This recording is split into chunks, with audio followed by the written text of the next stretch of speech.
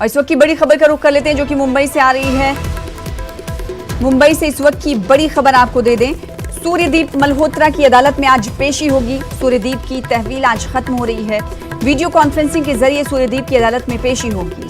सिम्योल, Miranda, Dipesh Sawant और बासित की जमानत की अर्जी पर भी आज समाअत होने वाली है। बॉम्बे हाईकोर्ट तीनों की जमानत अर्जी पर समाअत करेगा, सुनवाई करेगा। तो इस वक्त की बड़ी खबर, सूर्यदीप मल्होत्रा की अदालत में आज पेशी खत्म हो रही है। माफ कीजिएगा, अदालत में आज पेश किया जाएगा क्योंकि आज तहवील सूर्यदीप की खत्म हो रही है।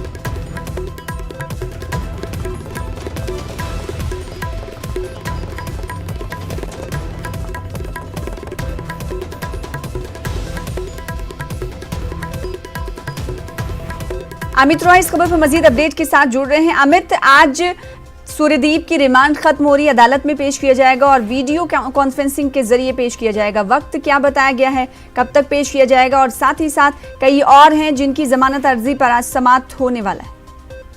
देखिए, 11 बजे के बाद जो है कभी भी सूर्यदीप मल्होत्रा को जो है पेश किया जाएगा। सूर्यदीप की रिमांड आज खत्म हो रही है। ये शौविक चक्रवर्ती का बचपन का दोस्त है और शौविक को ड्रग सप्लाई करने के मामले में जो है इसे गिरफ्तार किया गया था और आज मेडिकल कराकर 11 बजे के बाद कभी भी अदालत में जो है पेश किया जाएगा। दूसरी अपडेट यह है कि इस मामले में गिरफ्तार जो अब्दुल बासित परिहार, सैमुअल, मिरांडा और दीपेश सावंत की जमानत याचिका पर आज सुनवाई बॉम्बे हाईकोर्ट में। इन तीनों की जमानत याचिका एनडीपीएस कोर्ट ने पहले खारिज कर दी है। आज हाईकोर्ट में जो है इस पूरे मामले पे सुनवाई है।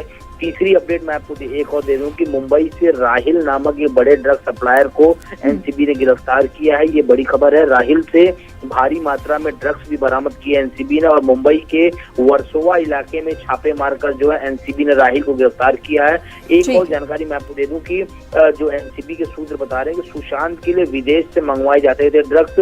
ठीक है, तो नया इंकशाफ ये हुआ है। बहरहाल दो खबरें ऐसी और तीसरी खबरें अमित रॉय हमें बता रहे थे कि राहिल को भी धर दबोचा गया है और ड्रग्स भी मिला है। बहुत शुक्रिया अमित, आपसे आगे भी अपडेट लेते रहेंगे इस हवाले से। फिलहाल आगे बढ़ लेते हैं, इस वक्त की दूसरी बड़ी खबर का रुख कर लेते हैं जो कि कानपुर से जुड़ी हुई है। बिकरू गांव मामले में ईडी की कार्रवाई तेज होती हुई दिखाई दे रही है। कई पुलिस एहलकारों पर कस सकता है शिकंजा। पुलिस एहलकारों की जायदादों की तफसीलात ईडी को सौंपी गई है। तो इस वक्त की बड़ी खबर, बिकरू गांव मामले में ईडी की कार्रवाई तेज हो सकती है। बिकरू गांव मामले में ईडी की कार्रवाई तेज होगी तो कई पुलिस एहलकारों पर शिकंजा भी कस सकता है। पुलिस एहलकारों की जायदादों की तफसीलात ईडी को सौंपी गई है।